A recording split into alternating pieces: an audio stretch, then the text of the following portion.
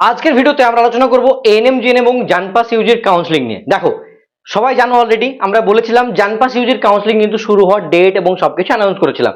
আজকের ভিডিওতে ওটাও দেখাবো।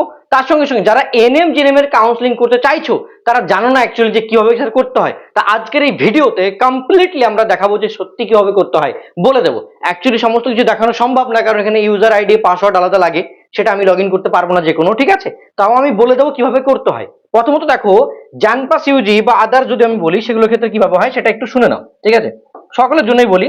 দেখো, প্রথমত যদি আমি জানপাস ইউজির কথা বলি, ঠিক আছে? দেখো, আমি যদি বলি জানপাস ইউজি, দেখো জানপাসের ক্ষেত্রে যদি বলি আমি কাউন্সিলিং এর ব্যাপারটা, তো সেটা কি বলেছে যে মোটামুটি একটা 6 তারিখ থেকে ডেট দিয়েছে। 6 তারিখ থেকে ধরো মোটামুটি 12 তারিখ একটা ডেট দিয়েছে, এই তোমাকে তারিখের মধ্যে কিন্তু কমপ্লিটলি করতে হবে, 6 থেকে 12 তারিখের মধ্যে। এবার কাউন্সিলিং কিভাবে করতে হয় তার আগে একটা ব্যাপার আছে যে রেজিস্ট্রেশনের ব্যাপার থাকে, একটা তোমার রেজিস্ট্রেশন থাকে, রেজিস্ট্রেশন কমপ্লিট করতে হয়। তারপরে থাকে তোমার চয়েস ফিলিং, যে তুমি কোন কোন কলেজটাকে তুমি তোমার চয়েসে রাখতে চাইছো এবং সেই হিসাবে তুমি অ্যাডমিশনটা নিতে চাইছো, ঠিক আছে? তার পরবর্তীতে হয় অ্যাডমিশনের বাকি খেলা, ঠিক আছে? এবার এখানে অনেক ব্যাপার থাকে, সেগুলো আমাকে অবশ্যই তোমাদের সঙ্গে শেয়ার করতে হবে, নাহলে তোমরা কিন্তু বুঝতে পারবে না। তো চলো আমি তোমাদেরকে দেখাই এবং এনইউজি এর ব্যাপারটা আমাকে দেখাবো। দেখো, এটা হচ্ছে আমাদের জানপাস ইউজির ব্যাপারটা বলেছে। দেখো, ওয়েস্ট বেঙ্গল জয়েন্ট এন্ট্রান্স বোর্ডের JENPAS UG various college and institute in West Bengal কি বলেছে দেখো, name of the activity candidate registration payment of registration fee or choice filling. এটা দেখে বুঝতে পারছো যে এখানে কি বলছে, যে ক্যান্ডিডেটকে রেজিস্ট্রেশন করতে হবে বিভিন্ন যেই সমস্ত তোমার তুমি রেজিস্ট্রেশন করবে যে তুমি সত্যি কি চান্স নিতে চাইছো কিনা, তার জন্য রেজিস্ট্রেশন একটা প্রপার থাকে প্রসেস, ঠিক আছে? সেটা করতে হয়। পেমেন্ট অফ রেজিস্ট্রেশন ফি এবং চয়েস ফিলিং, তাহলে এটা কত তারিখ থেকে? 6 থেকে 10 তারিখ, সরি 12 না 10 তারিখ পর্যন্ত। আর 12 তারিখে কিন্তু তোমাদের লিস্ট বেরোবে। এবার দেখো, candidate may modify and can lock their choice by 6 থেকে 10 তারিখের মধ্যে তুমি তোমার যে তুমি চয়েস গুলো করেছিলে যে কলেজগুলো, সেগুলোকে চেঞ্জও করতে পারো। সিমিলারলি একই রকম ভাবে এএনএম জিএনএম এর জন্য হবে, সেম প্রসেসে এএনএম জিএনএম এর জন্য হবে। এএনএম জিএনএম এর মোটামুটি হয়তো তোমার একটা আশা রাখতে পারা যায় যে 10 দিন মোটামুটি, যদি আজকে ধরো 4 তারিখ হয়, মোটামুটি 10 মানে 12 থেকে 15 তারিখের মধ্যে তোমাদের কিন্তু চলে আসবে, এএনএম জিএনএম এর 15 তারিখের মধ্যে চলে আসবে, ঠিক আছে? এই প্রসেসটা সেকেন্ড কি বলছে দেখো, পেমেন্ট অফ সিট অ্যাকসেপ্টেড। তুমি ধরো চান্স তো পেয়ে গেলে, এবার তুমি সিটটা নিবে কিনা, তাহলে সেটা কি করবে, সিট বুকিং করতে হয়। সেটার জন্য বলছে কি যে 12 থেকে 16 তারিখের মধ্যে তোমাকে পেমেন্টটা করে রাখতে হবে।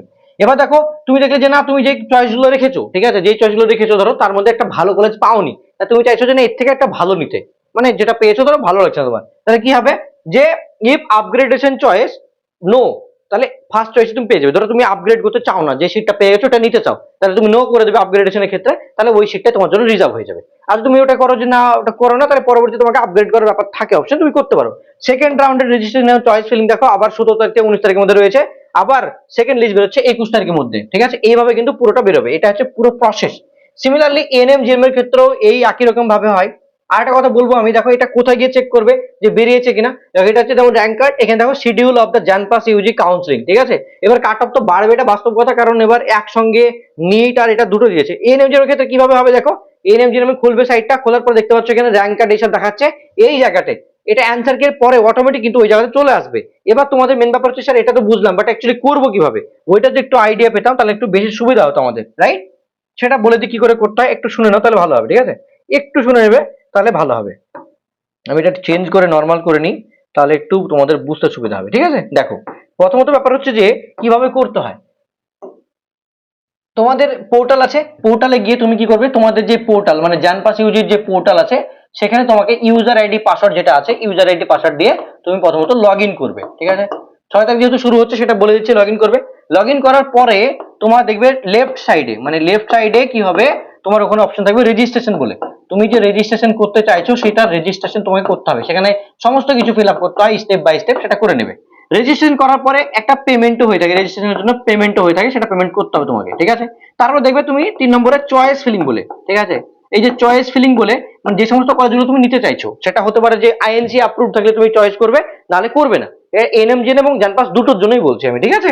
তো এই চয়েস ফিলিং এ গিয়ে তুমি কি করবে, বাম দিকে যে সমস্ত কলেজগুলো আছে সেগুলো তুমি এভাবে টিক করবে, ঠিক আছে? ডান দিকে অপশন থাকবে, এভাবে টিক করবে তুমি এক এক করে, আর এটা ডান দিকে শো করবে, এভাবে এইদিকে শো করবে তুমি যে কলেজগুলো নিচ্ছ, ঠিক আছে? তার পরবর্তীতে সেগুলোকে লক করা হয়, একটা অপশন থাকে যে লক করা।